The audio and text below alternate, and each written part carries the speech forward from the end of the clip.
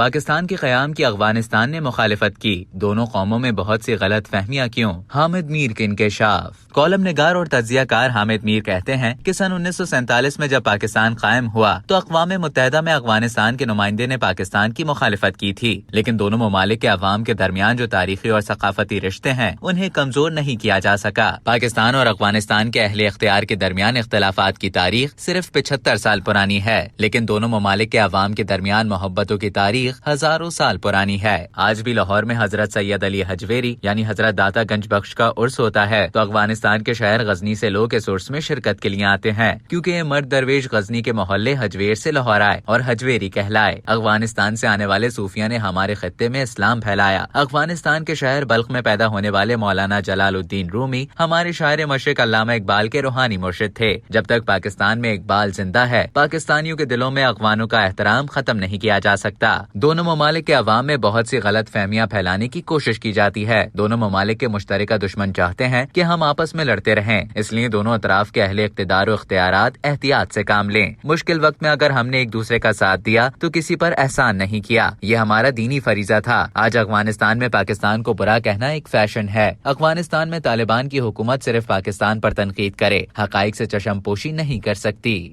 اب تک کے لیے اتنا ہی۔ مزید اسی طرح کی معلومات حاصل کرنے کے لیے ڈیلی جنگ کے YouTube چینل کو سبسکرائب کریں اور فیس بک کے پیج کو لائک کرنا نہ بھولیں۔